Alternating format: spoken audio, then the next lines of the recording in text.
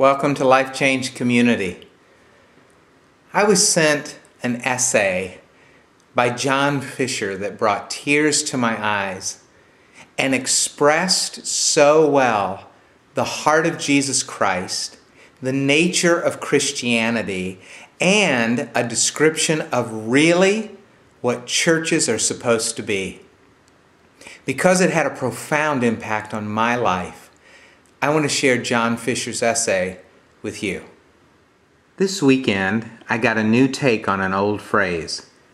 I had the privilege of being at a church that was born out of failure. Its pastor had a fall from grace, forcing him to lose his high position as heir apparent to a 6,000-member congregation and requiring him to give back a very lucrative book deal. But out of the broken pieces of his life, a new thing has begun. I had the opportunity to participate in the new thing that now has gained a level of legitimacy as a new congregation, about ready to move into its first building, and it was an eye-opener. As a result of its unique beginning, this church has attracted people whose life stories have not exactly followed the good Christian housekeeping seal of approval. They are, many of them, rejects from other churches, dropouts due to their own falls from grace. And as I pondered this, I wondered why it was the exception to the rule to have a church full of broken people. What are churches supposed to be anyway, if not communities of those who need Jesus on a regular basis? Unfortunately, in many places, church has become more like a group of people who are all fixed up instead of those who are broken.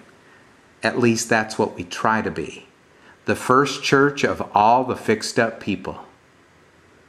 The problem with supposedly being fixed is that you have to do something with the knowledge that deep down inside, you know that you're not. That not everybody is telling the truth about themselves, yourself included. But because we're all fixed, we can't face the truth. In this light, a fall isn't the worst thing that could happen. If it brings you in touch with the real truth about yourself and a true understanding of God's grace because you need it so much, it could be the best thing that could ever happen to you. All I can say is, the place where this pastor has fallen to is a much better place than where he was before he fell.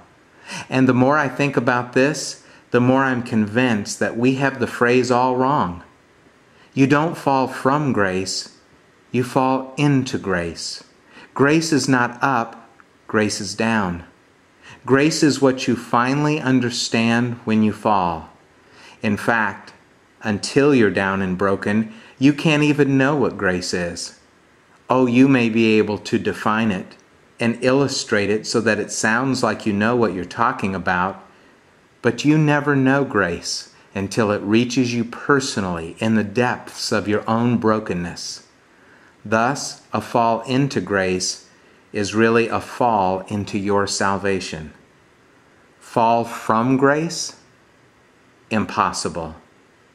Grace is already down. Grace is what catches you. You can't fall from grace because there's nowhere else to fall. You're already in the arms of God. This was taken from an essay entitled Fall into Grace by John Fisher in his online article, Catch of the Day.